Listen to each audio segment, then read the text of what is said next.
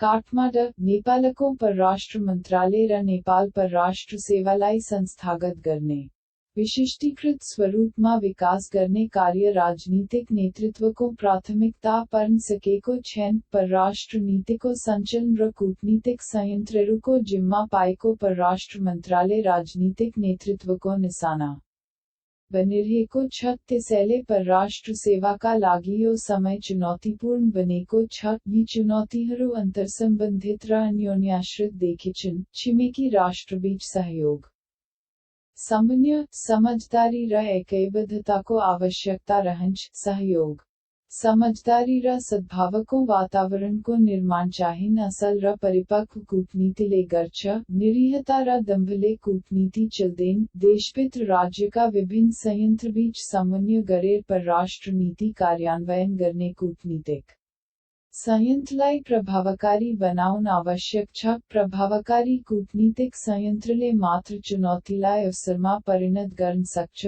तर कूटनीतिक संयन्त्र सञ्चालनका लागि परराष्ट्र मन्त्रालयलाई सबल, सदृढ र सशक्त पार्नुपर्ने घडीमा सरकारका तर्फबाट विद्यमान नेपाल परराष्ट्र सेवाको अवधारणालाई कमजोर र अवमूल्यन गर्ने प्रयास भइरहेको छ, जुन दुर्भाग्यपूर्ण र खेदजनक छ। परराष्ट्र सेवाको अवधारणा प्रथम निर्वाचित प्रधानमन्त्री बीपी कोइराला सरकारको पालामा 2016 सालमा सुरु भएको हो। त्यति बेला प्रतिस्पर्धाबाट परराष्ट्र सेवा भनेर केही उम्मेदवारको प्रवेश सुरु भयो। तत्कालीन सरकारले छुट्टै परराष्ट्र सेवालाई सशक्त, सक्षम र प्रभावकारी बनाउन पहल गर्यो। 5 वर्षे निर्वाचित सरकारलाई 18 महिनामै अपदस्थ गरेर राजाबाट नियन्त्रित पञ्चायती व्यवस्था लागू भएपछि त्यो पहल निस्तेज हुन पुग्यो। पञ्चायत व्यवस्थामा पनि 2018 सालमा तत्कालीन परराष्ट्र सचिव यदुनाथ खनालले परराष्ट्र सेवा प्रवेश गर्ने उम्मेदवारहरूको 25 वर्षे उमेरको सीमा राखेर परराष्ट्र सेवा बनाउने प्रयास गरे पनि सफल हुन सकेनन्। दरबारनिकट केही व्यक्तिको निजी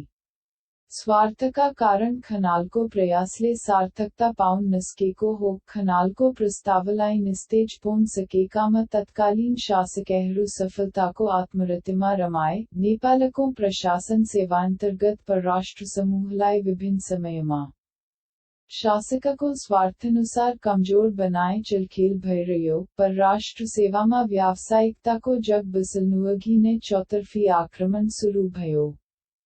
कसरी कमजोर पार्ने भनेमा शासकहरू तल्लीन रहे। पञ्चायती समयदेखि प्रजातान्त्रिक काल र गणतन्त्रसम्म आइपुग्दा पनि लोकसेवा आयोगले बेवास्ता गरेर अन्य सेवा अन्तर्गतका प्रभावशाली उम्मेदवारहरूलाई परराष्ट्र मन्त्रालयमा प्रवेश गराउने क्रम जारी रह्यो। 2072 सालमा आए सुशील कोइराला नेतृत्वको सरकारले छुट्टै परराष्ट्र सेवा गठन गर्ने गरी तत्कालीन व्यवस्थापिका संसद संविधान सभाबाट अनुमोदन गराई परराष्ट्र सेवालाई संस्थागत गर्ने प्रक्रिया सुरु गर्यो। अन्य मन्त्रालयबाट परराष्ट्र सेवामा सचिव ल्याउन बेलाबखत हुने चलखेलमा रोक लगायो। त्यसबाट परराष्ट्र मन्त्रालयमा वर्षौंदेखि काम गरेका व्यक्ति परराष्ट्र सचिव बन्ने अवसर प्राप्त भयो। कोइरालापछिका सरकारले नेपाल परराष्ट्र सेवा ऐन नियमावली बनाए सेवालाई सुदृढ र संस्थागत गर्नुको सट्टा विगत 5 वर्षसम्म ऐन नियमावली आउन दिआइन नियतव शालटाल गर्दै गइयो।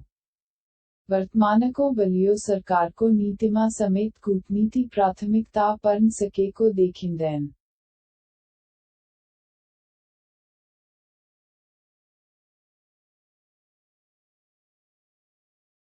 हालै संसदको राज्य व्यवस्था समितिबाट बहुमतले पारित भएको प्रस्तावित संघीय निजामती सेवा ऐनले छुट्टै नेपाल परराष्ट्र सेवा गठन गर्नुपर्ने अवधारणाको पूर्ण रूपमा अवमूल्यन गरेको छ। ऐनमा राखिएका परराष्ट्र मन्त्रालयका कर्मचारीको पदस्थापन, पदपूर्ति, सरुवा, बढुवा, सचिव नियुक्ति लगायतका प्रावधान परराष्ट्र सेवाको विशिष्टीकृत स्वरूपसँग मेल खाँदैनन्। प्रस्तावित ऐनबाट कूटनीतिका लागि चाहिने खन्दिलो अनुभव दक्षता लगायत लाई बेवास्ता गर्दे परराष्ट्र सेवालाई अवमूल्यन करने प्रयास भएको छ। यसले संपूर्ण कूटनीतिक संयन्त्रलाई प्रभावित बनाउँदै परराष्ट्र सेवालाई जरेदेखि उखेल्ने चेष्टा गरेको छ। मुलुक जटिल र चुनौतीको चौबाटोमा खडा छ। कूटनीतिक संयन्त्र बाटो बिराएको बिटुवा जस्तो हुन पुगेको छ। कूटनीतिक संवेदनशीलता नै नबुझेका व्यक्ति राजदूत नियुक्ति गर्ने दलीय प्रतिस्पर्धाए परराष्ट्र सेवाको अवमूल्यन हुने गरेको छ। देशको भू राजनीतिक अवस्थिति संवेदनशीलता विदेशी चलखेल खिचातानी बद्दै जाँदा सरकार बचे खुचेको परराष्ट्र सेवाको संरचना भत्काउन तल्लीन देखिएको छ। विषम र चुनौतीपूर्ण यस घडीमा परराष्ट्र सचिव जुनसुकै सेवाबाट भित्रै आउन सकिने प्रावधान गरिनु आफैनमा नियोजित देखिन्छ। त्यसले जटिल चुनौतीहरूको गम्भीरता नबुझ्ने त छँदै छ। कूटनीतिक कमजोरीलाई अझ फराकिलो बनाउने जबकि तीव्र रूपले बदलिदो विश्वको भू राजनीतिक परिदृश्य र शक्ति सन्तुलनको चुनौती र गम्भीरता बुझ सक्ने अन्तर्राष्ट्रिय प्रचलन तथा अभ्यासनुरूप छुट्टै परराष्ट्र सेवा ऐन नियमावली बनाए यसलाई सुदृढ र संस्थागत गर्नु समयको माग हो। अन्य मन्त्रालयका तुलनामा परराष्ट्र मन्त्रालयमा सरकारको कमै ध्यान जाने गरेको पाइन्छ। सरकारको प्राथमिकता नपरेको परराष्ट्र मन्त्रालयको संरचना पुरानो छ। यसको पुनः संरचना गर्ने क्षमता अभिवृद्धि गर्ने कर्मचारीहरूको नियुक्ति कूटनीतिक सेवाका लागि लिने प्रावधानलाई अझै प्रतिबद्ध र अनुशासित बनाउन आवश्यक छ। परराष्ट्र सेवान्तर्गत कूटनीतिक तालिम अनिवार्य गर्ने अंग्रेजी बाहेक थप एक विदेशी भाषा सिक अनिवार्य गर्ने बदलिदो परिस्थितिअनुरूप विदेश स्थित नेपाली कूटनीतिक नियोगहरूको पुनरावलोकन गर्ने धेरै संख्यामा नियोगहरू राख्नुको सट्टा आवश्यकता र औचित्य हेरी संख्या निर्धारण गर्ने विशेषज्ञको विकास गर्ने सेवालाई समावेशी बनाउने र आवश्यक स्रोत साधनको सुनिश्चितता गर्ने गरे मात्र कूटनीतिक संयन्त्र बलियो र प्रभावकारी हुने हो। वर्तमानमा छिमेकी संघको नेपालको सम्बन्ध जटिल र चुनौतीपूर्ण बन्दै गइरहेको छ। यसका कारण विश्वको ध्यान पनि सुषुप्त रूपमा नेपालतिरै खिचिन पुगेको छ। संवेदनशील भू राजनीतिक अवस्थितिमा रहेको नेपाल अन्तर्राष्ट्रिय घटना र परिघटनाबाट छुटो रहन सक्दैन। छिमेकमा विकसित र विश्वस्तरमा भइरहेका घटनाक्रमको बहसलाई डोर्याउन सक्ने कसले कहाँ कति बेला कुन स्तरमा कुन सन्दर्भमा के भन्छन् त्यसको हारो राष्ट्रिय हित सम्मानमा कस्तो सम्भावित प्रभाव होला यसको पछाडिको बृहत उद्देश्य र त्यसमा अन्तर्निहित मर्म बुझ सक्ने त्यसको चिरफार गरेर वस्तुगत विश्लेषण सहित राय प्रस्तुत गर्नुका साथै राष्ट्रहित रक्षाका लागि उपाय सुझाउन सक्ने कूटनीतिक संयन्त्रको खाँचो खट्किरहेको समयमा यसलाई कमजोर पोर्नु समयको प्रवाहविरुद्ध लाग्नु हो।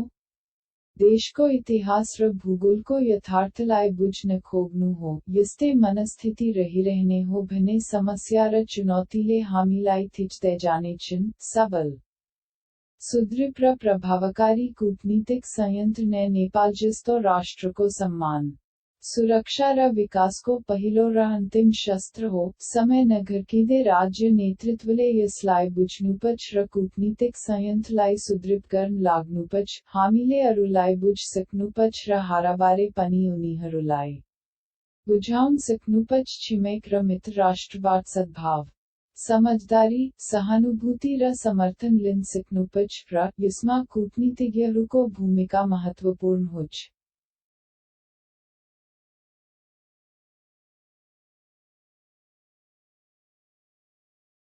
एक जना कूटनीतिज्ञको गहिरो तर्बिलो र विश्लेषणात्मक प्रतिवेदनले सरकारी नीति निर्माणमा कतिसम्म प्रभाव पाउन सक्छ भन्ने विषयलाई अमेरिकी अनुभवले स्पष्ट पार्छ। 9 सेप्टेम्बर 1926 मा अमेरिकी परराष्ट्र सेवा प्रवेश गरेका जर्ज एफ केनान दोस्रो विश्वयुद्धको समाप्तिसँगै 1946 मा मस्कोस्थित अमेरिकी दूतावासमा सरुवा भए। वाशिंटनले उनलाई सोभियत संघसँग के कस्तो नीति अख्तियार गर्नुपर्ला भनेर सोध्यो। केनानले जवाफमा स्टेट डिपार्टमेन्टमा प्रतिवेदन टेलिग्राफ पठाए जिसमें एउटा शब्द थियो कंटेनमेंट अर्थात सोभियत संघ कम्युनिज्म को चुनौती सामना र रोकथाम गर्ने रणनीति। प्रतिवेदन को आशय थियो राजनीतिक व्यवस्था का कारण सोभियत संघ को काम गर्ने तरिका पत्यारिलो छैन। कम्युनिस्टहरू प्रजातान्त्रिक खुला समाज को जीवनशैली बिथोल्ने र अन्तर्राष्ट्रिय प्रतिष्ठालाई तोड्ने प्रयास गर्छन्। त्यसैले उनीहरूको प्रत्येक कदम रोल सिक्नुपछि उनको प्रतिवेदनको शब्द कन्टेनमेन्ट बारे नीति निर्माताबीच वाशिंटनमा मन्थन भयो। उनको रणनीतिसँग तत्कालीन नेतृत्व असहमत भयो। समय गावे उनी सेवानिवृत्त भए, तर उनले सुझाएको रणनीति अमेरिकी परराष्ट्र नीतिको शीतयुद्धकालीन रणनीति बन्यो। केनान सेवानिवृत्त भएको 8 वर्षपछि राष्ट्रपति जोन एफ केनेडीले उनलाई युगोस्लाभियाका लागि राजदूत बनाए। परराष्ट्र सेवामा रहे धेरै वर्ष काम गरेको अनुभवले कसरी मुलुकलाई विचार दिन सक्छ। कठिन समयमा सजिलो उपायबाट पार लगाउन सक्छ भन्ने उदाहरण जर्ज एफ केनानको घटना हो। हेनरी किसिंजरले केनानको समकालीन हुन पाउनु सौभाग्य रहेको बताएका छन्। ब्रेजिस्कीले उनलाई ठूला अमेरिकी रणनीतिकार र दूरदर्शी भनेका छन्। अमेरिकाको प्रसिद्ध विश्वविद्यालयका प्राध्यापक इतिहासविद जोन लेविस गड्डिसले केनानको जीवनीबारे 784 पृष्ठको किताब लेखेका छन्। आफ्नो विचार स्पष्ट रूपमा राख्ने अडानले देशका लागि के व्यावहारिक हुन सक्छ भनी एक्लै भए पनि सुझाव दिन नेतृत्वले के भन्छ भनेर नहेर्ने, स्पष्ट बोल्ने, विश्लेषणात्मक प्रस्तुति गर्ने व्यक्ति जहाँ पनि एक्लो पर्न सक्छन्।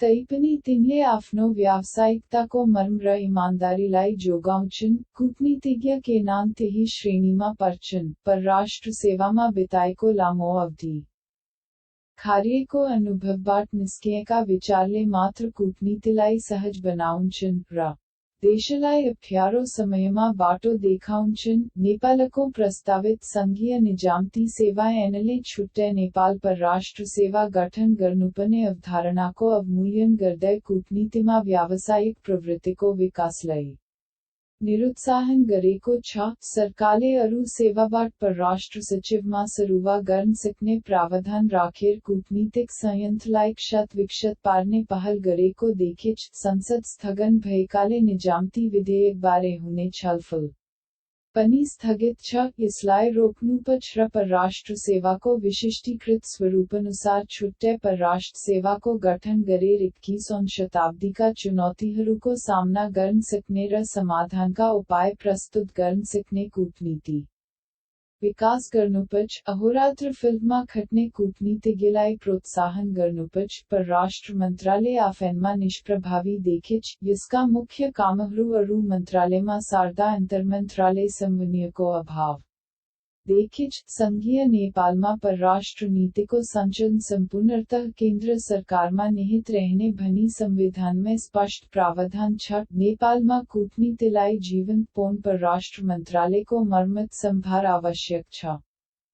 यथार्थलाई नकार मिल्दैन। हारो कूटनीति कमजोर छ। नेपाल विश्व रङ्गमञ्चमा देखिन र सुनिन थालेको छ भने सरकारी दाबीबीच छिमेकीले नै नेपाललाई देख्न सुन्न र विश्वास गर्न छाडेको प्रतीत हुन्छ। देशको सार्वभौमिकता र भौगोलिक अखण्डताको मामिलामा सार्वभौम संसदमा देखिएको अभूतपूर्व राष्ट्रिय सहमति एकता र राष्ट्रीय विश्वास पर राष्ट्र नीति संचालन का लागी अद्वितीय शक्ति र संपत्ति हो। कूटनीतिमा यो एकता र आत्मविश्वासले निकै ठूलो महत्व राख्छ। तर देशले निर्माण सिर्जना गरेको त्यो एकता आत्मविश्वास र सहमति नेतृत्वको दम्भमा विसर्जन हुने खतरा बढेको छ। यसले कूटनीतिको प्राथमिकता स्पष्टता र एकाग्रतालाई भङ्ग गरेको छ। यस्तो प्रवृत्ति सबल सुदृढ प्रभावकारी कूटनीतिक संयन्त्रको खाँचो छ।